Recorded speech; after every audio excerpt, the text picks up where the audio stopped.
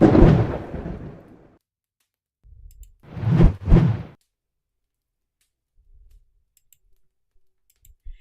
good day, everybody. Welcome back to our Chavruta sessions live from Jerusalem with Rabbi Chaim Goldberg of the Noahide World Center. I just need to make sure I've got everything streaming here properly. Seems to be. Looks okay from my vantage point. Anyways, so much going on at once, so be patient with me. Hang on, I'm going to just tune into the Rabbi and say hello. Well, shalom, Rabbi. You're live on the air. We're going to turn the class over to you, sir, and I look forward to hearing what you've got to share today. Good evening, everybody. Good to see you. We're streaming also on the TV, on the new TV.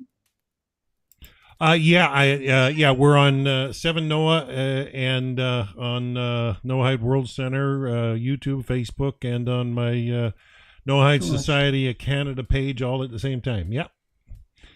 Fair enough. So it's only in English this time. Fair enough. Well, we build up, there's someone in Israel here who build up a TV. Now I know that they want to move it also to other languages. Never mind. Let's go inside. Let's dive. The main thing I want to show tonight, I'm not sure it will be a long one because also of other things that other duties that I have today, but let's start. Maybe we'll manage to do all the hour. It depends also on other things.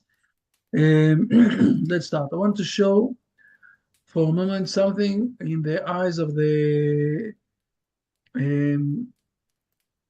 Hebrew nation, how we read the Bible. Again, I think that there are few very essential differences with the aim and the way that we are reading the Bible. I will say something that I've heard last week from a very important rabbi in Israel, a very good friend of also Rabbi Sherki. And he said that that he met one of the big evangelist people in the United States. I think I said it last week. He met one of the big evangelists in the United States, and he asked him an advice, this rabbi, about about something. He asked him advice about something between the United States and Israel. And the evangelist took down his head and he said that he is ashamed to give an advice to the rabbis, the Hebrew people, because along history, the Christian were sure that they know how to read the Bible, and they were sure also that the Hebrew nation is not is being neglected, okay, from God. And now we all know that that it's not like that. And the Hebrew nation came back and they know how to read the Bible. So how come the evangelists, can give an advice to the Hebrew people? And I think that there are, if I will try to nail the differences, we do believe that what is being called the Hebrew Bible or the Old Testament is something that was written down in the era of prophecy. Now, the era of prophecy finished 600 years before the BCE, before the counting time, 600 years before that. Everything that was written down as the New Testament, what is called, is maybe a good story, maybe good ideas, maybe things, and it's also a lot of reference to the Hebrew Bible, but it's not in an era of prophecy. So again, I'm not. I don't think that you ever heard from me that I'm how do I call it? That I'm doing it with with not an honor. Okay, always I'm speaking also with an honor for things that that was being written down or whatever it is. Also with the Christians, but we need to understand the differences. So I want to show something in the Hebrew Bible that is related also with the Independence Day of the Hebrew nation. And it's also a bit related with the things that we spoke last week about how much we need to be part of, I will say, the connection with God, okay? We are partnershiping with God. There's always, I will start not from the Bible, I will start with something that is already in the Hebrew sages, and a very big difference between the Hebrew mindset and the old Greeks mindset that came after that also to the Romans and then to the Christianity. And this is a question of the flame, the fire, okay, the fire. From where man knows how to use the fire. And the fire that we have, this flame, okay, that we use it in the kitchen, okay? We use it for organizing cars, missiles, whatever it is. We saw a big accident yesterday with the Iranian country there. It's good because not that I want to lose life of those who died, but it's good because it was this fire, this big fire that happened there in the port in Iran, was basically saved a lot of life of the missiles that they wanted to put this all this material inside. But never mind. The issue is that the fire is something that is managing to move, to progress, man, to control nature. And if you will go to the story of Mowgli and the jungle kids, okay, even if the famous story that he was grown up in the jungle until the time that the tigris came, and then he ran away with the bear, with his friend, with the bear, while the monkey is trying to catch him, and he's asking him, "Give me the secret of handling the fire." Fire is the flame, okay? The fire that we as human beings have the possibility of controlling it is one of the most important things that is distinguishing us from the world of nature and helped us to come to a stage of a lot of wisdom and to use it. So the old Greeks, we all know the big story of how exactly they had the fire. It was a big fight in the aliens, okay? And Prometheus stole the fire from the aliens and he gave it to men, and he was caught. And because of that, his punishment is to be captured in one of the mountains there in the area of India. And every day, the birds are eating one of his parts of the stomachs, and it's growing out at night, and then they're eating again, whatever it is. But the main assumption of this idea is that there is some sort of a fight or some sort of a clash between the aliens and the human being. So the human being, to come to a stage of managing and controlling nature, they need to steal something from the aliens. Okay, it's not that they have some sort of partnership, both of those, the aliens and men. They have more, it's not a fight, it's like a competition between the aliens and the human being. You understand what I'm saying, Bart? I think I'm trying to be clear. It's some sort of a competition. The aliens have this knowledge how to control fire. Someone is stealing it from the aliens and giving it also to the human being. And because of that, he is going to be punished, because it was supposed to be a secret of the aliens, not something for the human being. Now the human being is upgrading themselves to another stage to become just almost like the aliens. Right? This is a story. We all know this story. What is the story of the Hebrew nation? It's a different story. The story of the Hebrew nation, and I want to, maybe I was supposed to organize it up front. It's written down in the Midrash, okay? The Midrash is saying like that. Man, in the seventh day, he did the sin. We all know he did the sin, right? God told him not to eat from the tree of good and bad, and he ate from this tree. So he did the sin, and God was really annoyed. And on one side, he gave him clothing, even though he did the sin.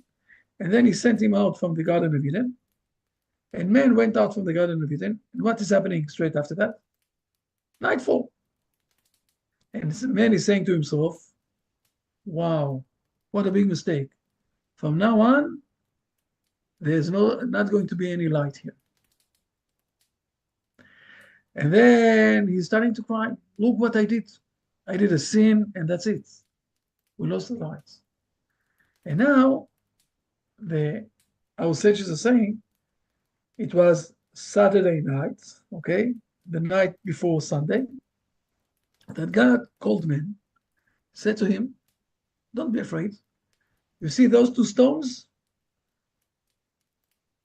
Go one on each other, do like that, and you will find the fire. So again, it's continuous. It's 100% continuous for the things that we spoke last week. First of all, God is not giving him all the solution. He's asking him to do an action as a partnership with God. It's not that God gave him flame. God gave him two stones, as we know, okay? With two stones, with specific stones, you can do that you will have a fire. And told him the secret how to do fire, okay? And man did it. So first of all, God is asking him to be partnership with him, to do an action. More than that, he is not hiding from him this thing. He gave it to men. It's a different, I will say, mindset than the old Greeks. Where do we see another story like that? We all know the story about Icarus and the Delos and Icarus. Remember the two father and son that did a very big maze, and then the aliens were a bit angry at them, and they put those two, father and son, inside the maze, and the maze was so great that they didn't find the way of going out. So what they did, they captured a few birds, and they took wax. This is a story. They can look after that on the story, okay? And they put on themselves, okay, wings with this wax. And the father said to the young son, don't try to fly high too much, because the sun will melt the wax and you will die. You will fall down. Right? We all know this story. And they started to fly outside. In a moment, I'm going to explain this, all this story, and we will see how the Hebrew sages are speaking about this story. Okay? And they started to fly, and the young son, with all of his ambitions, whatever it is, wanted to get higher and higher and get closer to the sun, and to be like the aliens, high up there. But what happened when he came close to the sun? The wax melted, and he fell down straight to the water of the sea, and he died. And his father was so upset and so angry with what happened, so he also fell down to the sea and died also. And again, what do we see? Don't try too much to come to the stage of the aliens, too close to the aliens. You need to be in a bit of a distance. If you're getting too close, you might die. This is the hidden message of this story, right? What God is saying to us, and the first time that he is going to express himself and to describe himself, I will say it like that. The first time that God have all the possibilities of, he have no limits. If he wants to explain how to describe himself, he have no limits. He can say whatever he wants to say, right? Let me show you the first time that God is describing himself. Okay, it's a known one, but we can read it always. It's always good to read it again. In the chapter before the preparation of receiving the Ten Commandments, the first 6 verses, God is stating what is the mission of the Hebrew nation. The first thing is that is it's hard in the English translation. You don't read it. You can't read it good. But it's first of all, it's speaking about the unity of the Hebrew nation. Okay, they rejoined from the Rephaim, and they arrived to the desert of Sinai, and they encamped in the desert, and Israel encamped there opposite the mountain, where in Hebrew it says that they were in one unit. Okay, I won't go inside too much to the Hebrew. This is not the main issue. Vayichan, okay, they camped together as one unit. They didn't have any fights. And then Moses is going up to heaven and speaking with God. And now we have done. Please read verse number 4. It's very important. Sure. Okay, verse 4 of Exodus 19. You have seen what I did to the Egyptians, and how I bore you on eagle's wings, and I brought you to me. Okay, now, and from there on, he's also stating, you're going to be the treasure from all nations, and you're going to be the kingdom of princes for the all nations. Fair enough. We know that. But what is the meaning of eagle's wing? And we need to read Rashi for a moment, and you will see how much it's just the opposite from the story of the Dilos and Akiros, okay?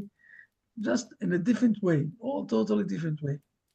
Let's read Rashi for a moment, and you will see Al Kanfei Nesharim, okay? An eagle's wing. Please read it.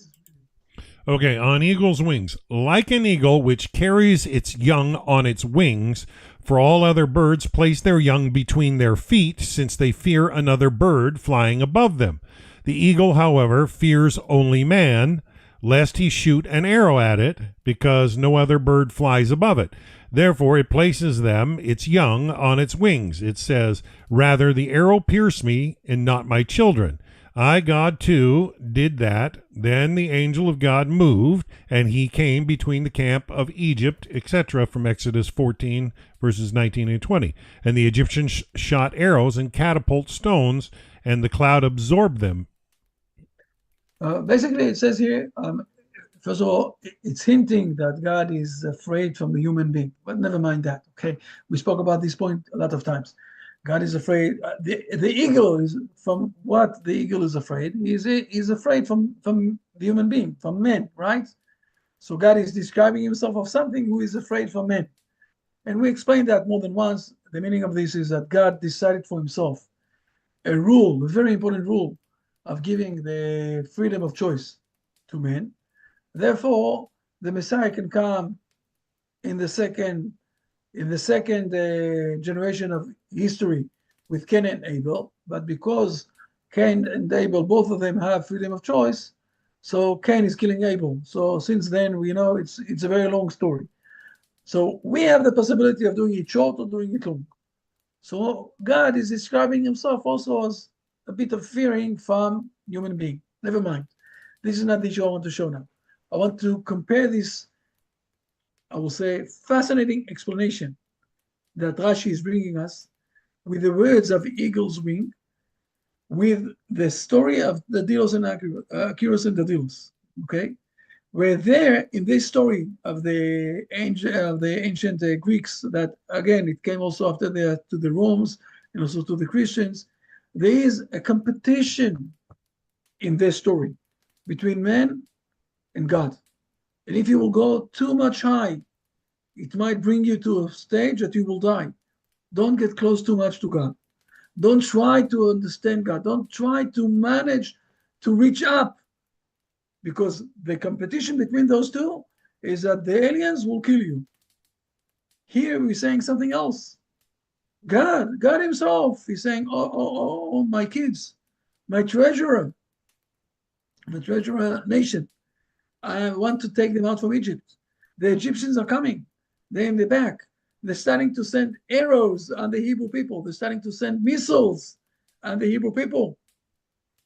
So I'm going to take the cloud, me, God, and to behave like the eagle up there. The eagle is the most highest bird, okay?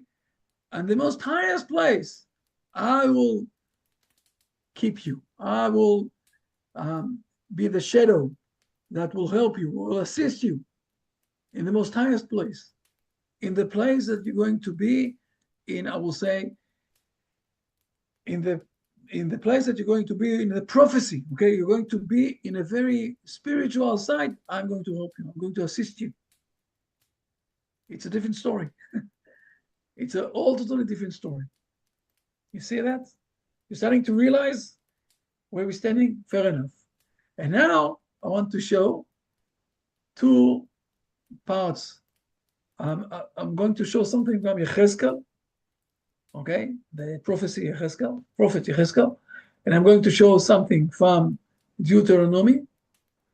And we would like to understand it in the right way, that we, the Hebrew nation, are looking at this, and to understand how much, or to start to fix up what's happening today now in our time of history, and we will start to understand what's happening, okay, in a much clearer way. So let's start with the Cheskel. Let's start with the Cheskel, okay, the prophets. Cheskel. I want to remind us, Cheskel himself, he was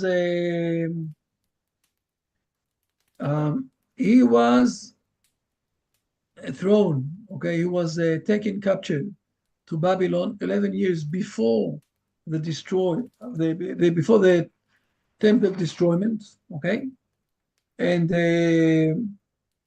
he was one of the important people there, but he was also very important prophet that explained a lot of things that happened to the Hebrew nation, and he is also prophesying that the Hebrew nation will come back, and the reason why the Hebrew nation will come back. Okay, and I want to learn with you these few verses from Cheskel chapter 36. Just a moment, something is bothering me. Okay, chapter 36, just a moment, we'll jump there. Chapter 36, and we're going to verses.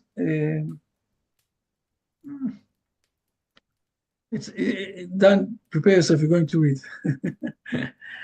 Okay. The beginning of this chapter is that the Hebrew nation will come back to their homeland. Okay.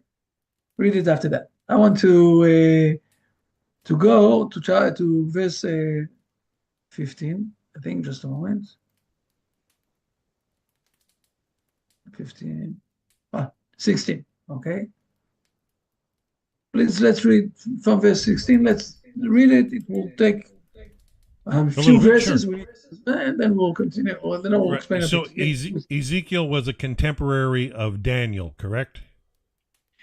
Yes, they were more or less on the same time. Period. Yeah, same period of time. Yeah. Right. But okay. Yechezkel was.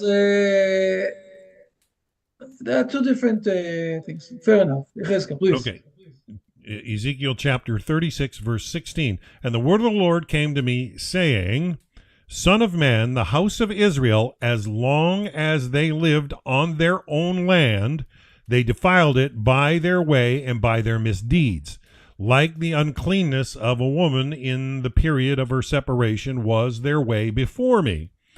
Wherefore I poured my wrath upon them for the blood that they had shed in the land, because they had defiled it with their idols. 19. And I scattered them among the nations, and they were dispersed through the countries.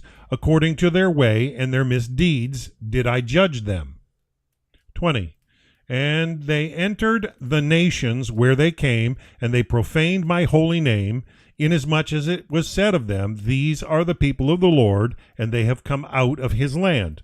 21. But I had pity on my holy name, which the house of Israel had profaned among the nations to which they had come. Therefore say to the house of Israel, So says the Lord God, Not for your sake do I do this, O house of Israel, but for my holy name, which you have profaned among the nations to which they have come. No, just a moment. Let's stop here for a moment. And the main question is, what exactly is this How or what exactly is the situation of the of this thing that the Hebrew nation, uh, yes, what exactly is happening? And it's written down, by the way. People don't know how. It's a bit hard how to read it. Okay, but let's see Rashi for a moment. Let's jump to Rashi. Rashi is explaining it very nicely. I think it's Rashi, if I remember correctly. Yes, yes, yes, yes, yes, it is. Um,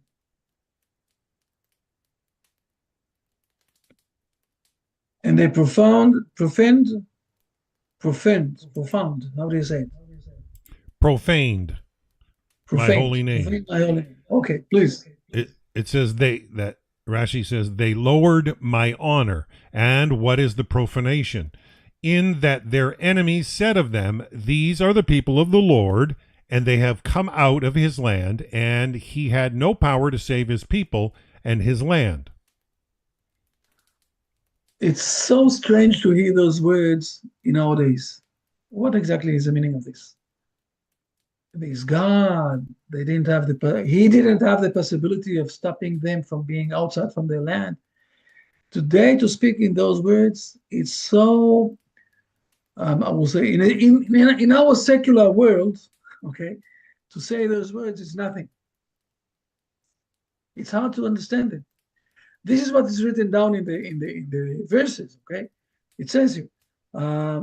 Let's look again in verse number 20. Okay, what exactly is this? The profaned of my holy name is that they said on them, those are the people of the Lord of God, and they have come out from his land. Rashi is explaining. He didn't have the possibility of keeping them in their land. As if their actions tied Hashem's hands. Yeah. Yes, but to say those words in the modern world, it's a bit hard to understand. But let's stick for a moment to the principle. Till now, what we saw, it's some sort of explanation. The Hebrew nation behaved not in the right way. Therefore, God kicked them out from their own land. And this was a very big thing, profaned the holy name. And because of this profanation of the holy name, God is going to do redemption. And let's read in verse number 22, and then we also read Rashi, 22 and 23. Okay? Okay, 22. Therefore, say to the house of Israel, so says the Lord God, not for your sake do I do this, O house of Israel, but for my holy name, which you have profaned among the nations to which they have come. Rashi says, not for your sake, etc., is the salvation that I shall save you by. 23 says, and I will sanctify my great name, which was profaned among the nations, which you have profaned in their midst, and the nations shall know that I am the Lord, is the declaration of the Lord God, when I will be sanctified through you before their eyes. Please read Rashi for a moment. Rashi says, and I will sanctify my name. Now, what is the sanctification? I will take you from among the nations. Okay, we're starting to realize what's happening here. Yechezkel is describing what we saw in the last 100 years. Right. That the Hebrew nation, what is the word Holocaust? Last week we mentioned this remembrance, Remembrance Day of this Holocaust. What is the word Holocaust? It's again from the holy name. Okay, now this is what God is doing. God is taking out us from the 200 countries and bringing us back to our homeland, okay? And this is one of the ways of sanctifying his name. And then let's read also 24 and 25 and 26, okay? This is what we need to read, and this will finish. Please. 24, for I will take you from among the nations and gather you from all the countries, and I will bring you to your land. And I will sprinkle clean water upon you, and you will be clean. From all your impurities and from all your abominations will I cleanse you. 26, and I will You can skip Rashi. You can skip Rashi. It's okay, 26, please. and I will give you a new heart, and a new spirit will I put within you, and I will take away the heart of stone out of your flesh, and I will give you a heart of flesh. Now read Rashi for a moment. A new heart. A new heart is an inclination that has been renewed for the better. And let's read 26, 27 and 28. 27, and I will put my spirit within you and bring it about that you will walk in my statutes and you will keep my ordinances and do them. Then will you dwell in the land that I gave your fathers, and you will be a people to me, and I will be to you as a God. 29, and I will save you from all your uncleanness, and I will call to the corn, and it will multiply. And I will not decree famine again over you. Fair enough. If we will summarize for a moment what Yechezkel is explaining here. He says like that. He says, you behaved not in the right way, the Hebrew nation. Therefore, I took you out from your land and I spread you over in a lot of countries. And then there was some sort of a Chilul Hashem, okay? My name got in a bad shape. Everybody speaking badly about me. So not because of you, I'm going to bring you back to your homeland, but because of my name. I'm going to bring you back from all of the countries. And then also I'm going to throw some sort of a pure water on you, so you will become much more in the right way of behavior, like I'm asking you to do. This is what we read till now, right? Right, Bart? This is what we read. Fair enough. Okay? Does it says here that at the beginning, the state of Israel will be very frum? No, it says that we will come back to our homeland, and then there will be some sort of, we'll say, I don't know exactly what will happen, how exactly it will happen, but after that, more and more we will become with more realization of God, and we will behave more and more in the right way. But it's not saying anything about being very religious in the beginning. It's only describing some sort of I'm calling it in Hebrew Chilul Hashem, okay? It's the name of God is being destroyed. The name of God is being not being honored in the right way. Let's jump for a moment. I didn't explain yet exactly what is the meaning of the name of God. First of all, I want to show that the same thing is being described also in Deuteronomy, okay? Deuteronomy. So let's jump for a moment. I'm not going to close this. I want to show this also here. I think it's just a moment.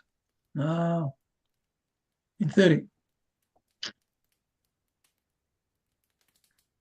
We need to read the first 8. Okay, from Deuteronomy 30, first 8 verses. Okay. Yes. And it will be just a moment. Dan, before you're reading it, I'm asking you to look and to see how also we're speaking here about 2 stages. First of all, we're coming, and then it's going, or the explanation of the redemption is going to come second time, but only after we're still here in Israel. Please. Now. Okay, verse 1. And it will be when all these things come upon you, the blessing and the curse, which I have set before you, that you will consider in your heart among all the nations where the Lord your God has banished you to, and you will return to the Lord your God with all your heart and with all your soul, and you will listen to his voice according to all that I am commanding you this day, you and your children. Verse 3. Then the Lord your God will bring back your exiles, and he will have mercy upon you. He will once again gather you from all the nations where the Lord your God has dispersed you. For even if your exiles are at the end of the heavens, the Lord your God will gather you from there, and he will take you from there. 5. And the Lord your God will bring you to the land which your forefathers possessed, and you too will take possession of it, and he will do good to you, and he will make you more numerous than your forefathers. And now look, amazing what's happening. and And I the will say Lord your 6, God 7, will and 8. Yes. circumcise your heart and the heart of your offspring, so that you may love the Lord your God with all your heart and with all your soul for the sake of your life. And the Lord your God will place all these curses upon your enemies and upon your adversaries who pursued you. And you will return and listen to the voice of the Lord and fulfill all his commandments, which I command you this day. Wow. So before, we just came back to our homeland. Now, only in the second stage is that we also fulfilling all the commandments. He didn't say anything about fulfilling all the commandments before that. I will say it like that. The big redemption that the people of Israel came back to their homeland from all those 200 countries up to 2,000 years, this is the biggest redemption of the world that is showing that we can do redemption as a nation, not only on the personal level. And the second stage is that God is throwing on us this pure water. And because of that, as it's also said here in verse number 6, and the Lord God will circumcise your heart. Here it says this word, this verse. In Ezekiel it says that he will give us a new heart, right? It's the same thing. And this is the second stage. Now, what I want to say, mainly, if we're looking today, what happened in the 2,000 years that the Hebrew nation were in the exile? The whole world claimed against us that we killed God, right? This was the main thing that the world always said, that we need to be punished. Why? Because we killed God. I know. We all know Jesus is not God. Jesus was a man. Fair enough. He was maybe even a great man. Maybe even he was even a prophet. I don't know. I don't think he was a prophet. Never mind. But he was a man that did or brought the message of the Messiah to the world and tried to bring love to the world, whatever it is. But he wasn't God. But the whole world basically claimed against us that we killed God. You know why? Because when we are not sitting in our homelands, for the rest of the world, the meaning of this is that God, his appearance of the prophecy, of the appearance of God in this world, is reduced only to the places where the Hebrew people are there. So the feeling is that the name of God, what happened to the name of God? It went away. It's a very big thing of what we call Chilul Hashem. This is the meaning of what happened in the last 2,000 years. And what is happening since the Hebrew nation came back to their homeland and the blessings that it's giving to the world. And now we're moving in those years now, okay, in the last, since the corona, but never mind, it didn't start with the corona, it started with the 7th of October. There is a very big debate here in this world between good and evil. And the question is, are they going to change their way, the evil side, okay, of the world, or they're going to be destroyed? So at this point of time, the main thing that happened or is happening is that we need to do the job of destroying the Hamas, destroying the Hezbollah, destroying, things in Iran. I'm not saying that we did this big event in the ports yesterday, but I'm not denying. It's not. I don't know. I'm not part of it. Okay, but even if it was the Hebrew nation, it's not. It wasn't me. Unfortunately, I'm sorry for that. I don't mind to be part of those things, but we need to understand. This is what Yechezkel is saying to us, that the name of God is being reduced. The name of God is being, how did you say it, God? You said it before that. How do you say this word again? Profaned. Okay, the name of God got profaned. This is how you say it, right? The name of God got profaned. And the Right. people So are now, saying, you know, now you're all trying over to the world sanctify. that we killed God. What?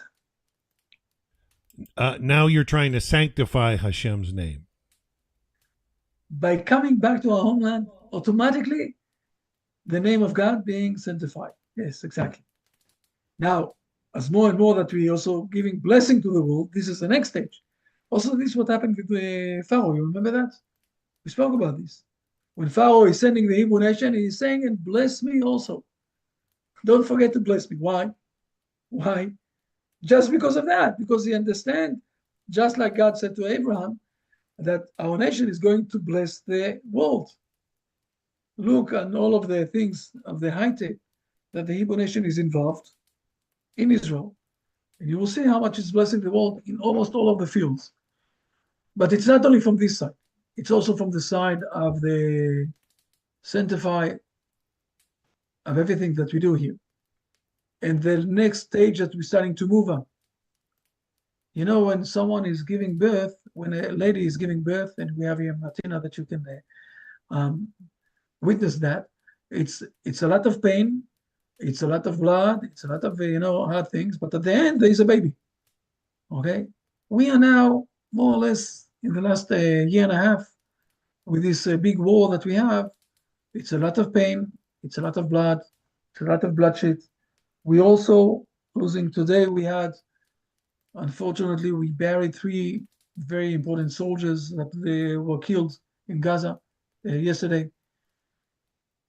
But something new is going to going to go out from this situation. And this is the Independence Day of the Hebrew nation. The Independence Day of the Hebrew nation is basically bringing to the world, as it said in before we said it in Exodus, right? We said it in Exodus that God is saying to us that we're going to be the holy nation, and then we're going to lekadesh Shem Shamayim, to bring the name of God to a big appearance in this world. Everybody will see him. This is what we're celebrating in the Independence Day of the Hebrew nation.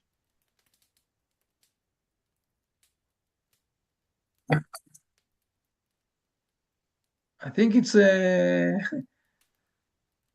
is how we read those verses, not from today, also in the last 2,000 years.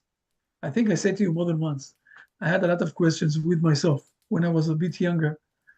And I asked myself, I know my grandfather, okay, that lived before the First World War. And the Turkish people were here for already 400 years.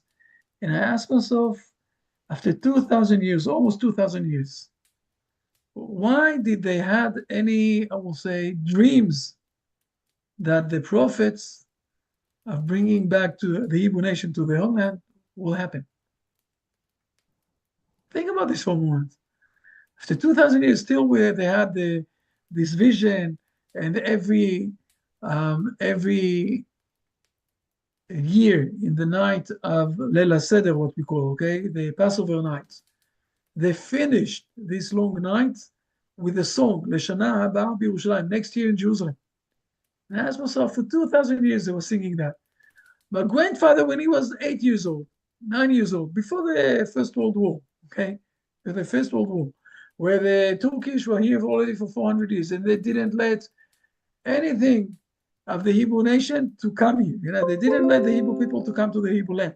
They said to them, no, you're not coming. The big sultan from the empire of Turkish didn't let. Nobody knew that after 5-7 years after that, there will be this big war, First World War, where the England will take this land and they will say it's not for us. We want to give this to the Hebrew nation. Nobody knew the future, right? But it happened.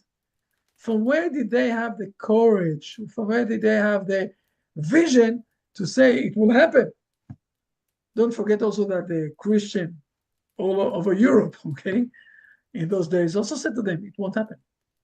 We won't let you go out. It won't happen. And then after a few years, after suddenly starting to move, we have the Nazis who are saying, it's a big fight between the the conscience in this world. And as long there will be one Jew here in this world, there will be conscience, and therefore we need to demolish, we need to kill all the Jews. I don't know from where they had the power in those horrible, 28, 30 years of those two big wars, to think that they will be able to build up a country and to fill the prophets of Yechezkel, of Deuteronomy, okay, that the Hebrew nation will come back to their homeland. I don't know. I really don't know. But today, I know two things. First of all, I'm celebrating the Independence Day, and I'm urging you to celebrate, to celebrate with us, to join us, with this, to have joy, because it's showing that there is also redemption to the world, not only to the Hebrew nation. We are the beginning of the arrow, the most point of the arrow, but everybody else is with us. And secondly, if the first part of the prophecies became to life, also the second part of Ishaya, that he is saying that the amount of let's show this, that he says that the Messiah will come, and let's read it. It's something that we need to read, okay? Ishaya chapter 2, then only, it's enough to read. Let's read four verses, not 3, 4, please. All right. The word that Isaiah son of Amos prophesied concerning Judah and Jerusalem. And it shall be at the end of the days that the mountain of the Lord's house shall be firmly established at the top of the mountains, and it shall be raised above the hills, and all the nations shall stream to it. And many people shall go, and they shall say, Come, let us go up to the Lord's mount, to the house of the God of Jacob, and let him teach us of his ways, and we will go in his paths. For out of Zion shall the Torah come forth, and the word of the Lord from Jerusalem. And he shall judge between the nations, and reprove many peoples, and they shall beat their swords into plowshares, and their spears into pruning hooks. Nation shall not lift the sword against nation, neither shall they learn war anymore. So if the first, I would say like that, amazing. And I'm saying, if the prophecy of Deuteronomy and also Cheskel started, and we also see the beginning of this, okay, where a lot of people are starting to learn from the Hebrew nation, okay, the values, whatever it is, and the Torah, and they're starting to listen to what we have to say. I'm sure also that verse number 4 will come. I know that now it's hard to say, I know that now it's hard to say that, especially in the days that the war, and suddenly also we hear about what's happening between India and Pakistan, and we see what's happening between the United States and Iran, whatever it is. It's a bit hard to see it. But if the first part of the prophecies came alive, also this part of the prophecy will come alive. And this is why we must celebrate the Independence Day of the Hebrew nation, because it's not only for the Hebrew nation. It's the Independence Day of the whole world, that we can come to this stage of having the right, I will say, attitude, and bring the glory of the name of God with learning, okay, as also the Maimonides is saying, that at the end of the days, people will be more involved of learning the words of God and understanding and becoming partnership with him, as we said in the beginning. We're not in a competition with God. We are the partners of God to bring the world to a better stage. If there are any questions, this is the time. I raise my case, as we always say. Yes, Bart, please. Well, I think you have partly answered the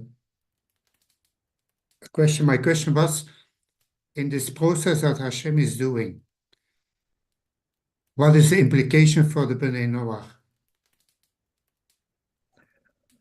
It's a different prophecy, okay? And this prophecy, from time to time, I'm showing it, and I will share this again. The prophecy is also from Ishaya. I think it's let me. I hope I remember that in the right way. I'm not 100% sure that it's here. No.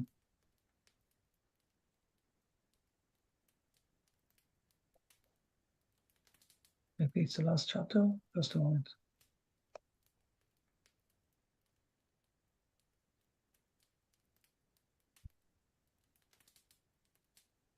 It's 65, 66. Just a moment.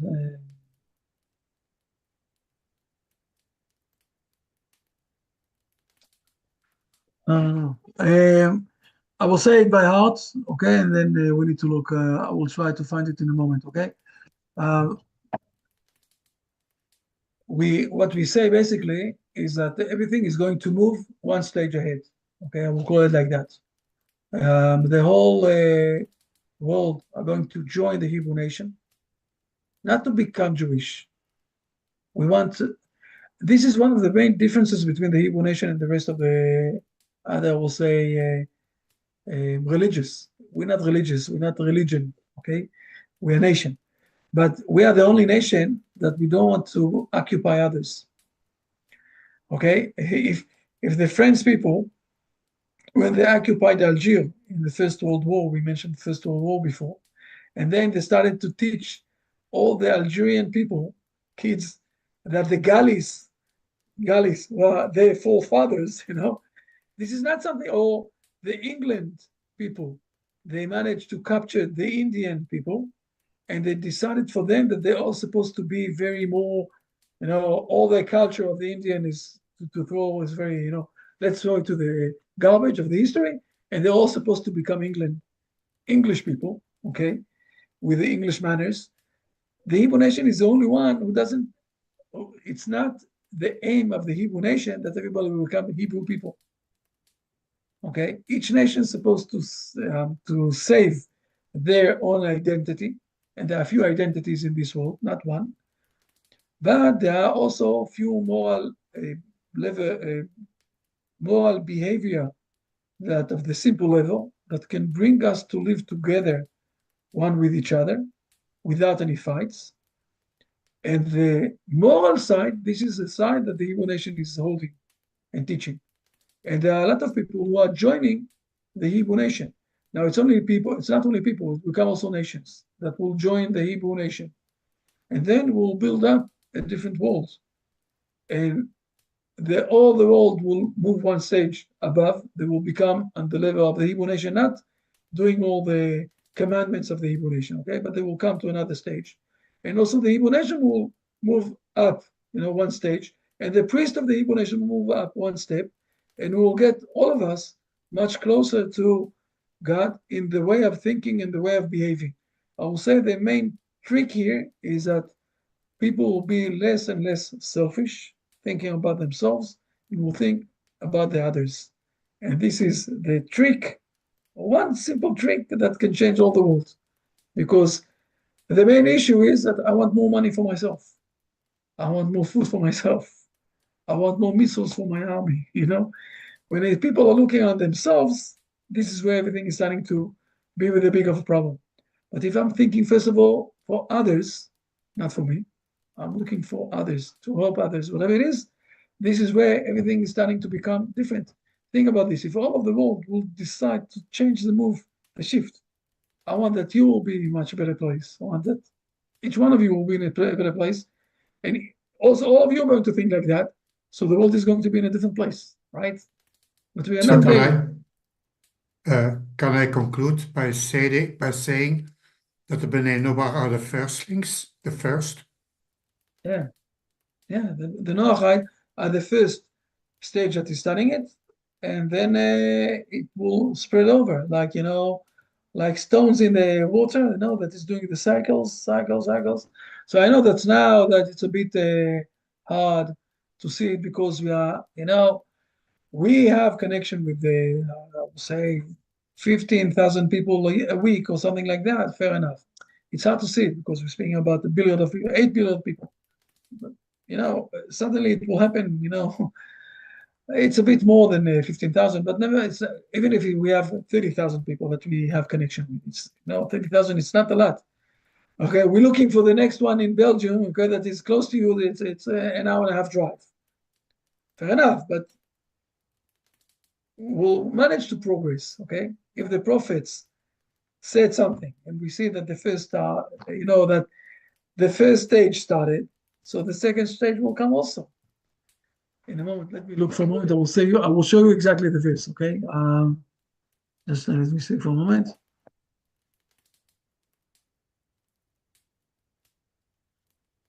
Here it is. So 60, no, 56. I know. 56. Just a moment, let me share the screen.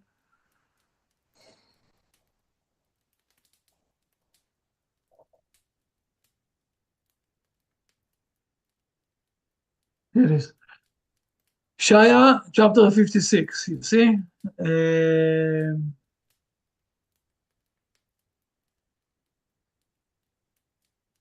Read verses 3, 4, and 5. It's enough. I know what, 3, 4, 5, and 6. Okay, Isaiah 56, verse 3, 4, 5, and 6. 3 till 6, please. Now let not the foreigner who joined the Lord say, the Lord will surely separate me from his people. And let not the eunuch say, behold, I am a dry tree. For so says the Lord to the eunuchs who will keep my Sabbaths and will choose what I desire to hold fast to my covenant. I will give them in my house and in my walls a place and a name better than sons and daughters, an everlasting name I will give him, which will not be discontinued. 6, and the foreigners who join with the Lord to serve him and to love the name of the Lord, to be his servants, everyone who observes the Sabbath from profaning it and who holds fast to my covenant. And another last one. 7 also, please. 7, I will bring them to my holy mount, and I will cause them to rejoice in my house of prayer. Their burnt offerings and their sacrifices shall be acceptable upon my altar, for my house shall be called a house of prayer for all peoples. So it's not speaking only about the Hebrew people, and don't speak about the Shabbat. You can explain that, okay? It's not saying that the Noahide people are supposed to keep a full Shabbat, not at all, even though they have the possibility. This is not the issue now. The main issue is to speak about the foreigners, and you can say that it says that it speaks about for all people. It's not speaking only about the Hebrew people.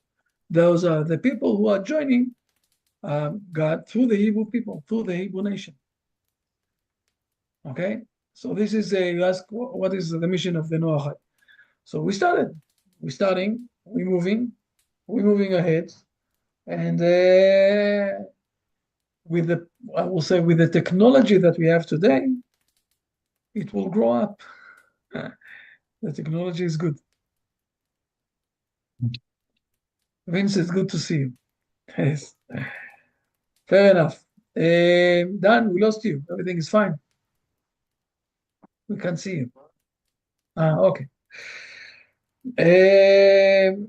So I'm urging everybody to celebrate with us the Independence Day of the Hebrew nation. It's a celebration for the whole world. By the way, in the same year that the Hebrew nation got their freedom, there is something like another more than 40 countries, okay, got the redemption also. Okay, in Africa, even India, okay, on the same day that we got redemption, or that we got, our own possibility for holding our country, and the England went out. It's the same day that also in India, the England went out.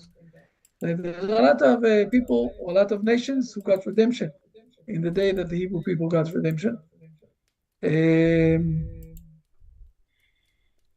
And straight ahead, when the Pope started to say that the soldiers of the Hebrew nation are the evil people here in this world, so everybody, he died. That's it. Passed away. We need to understand the issue here is very much good or bad. That's it. We're in a stage that we need to decide where we are. For sure, yeah. We've It's had not, a it's good not, turnout today, it's not the Rabbi. next Lots debate. of people, What? lots of people on Facebook have viewed this so far, and I just was dealing with some Christian missionary on our YouTube page. So yeah, all good. Tell him that we are not speaking about any debates. If they won't come back and they won't do repentance, the kids will. So we don't have any fights. Yeah, in their own world Could for I sure. ask something? Yes, please, Martina. Ben, Yes, please. yeah, Rabbi, you mentioned an article last time that you had written. I don't know on what forum do we find that. It was several pages you had shown last time. He emails them out sometimes. So if he has your email. Okay, I didn't get that. Share your email in the chat. Share it in the chat so I will see that I have your email. Okay. Basically, the truth is, I'll say I'm putting it, and there's a reason why I'm doing it on the LinkedIn platform. You know the LinkedIn platform? Yeah, I don't have LinkedIn. I was on WhatsApp, but that disappeared for some reason. Fair enough. But on the link of the LinkedIn, you can go inside. Also, if you don't have the LinkedIn okay. link, you can see it there. The reason why I'm doing it there, I'm telling you, Dan, you want to close for a moment the screen from the internet? Do you want me to actually shut it down? No. The reason why I'm doing it.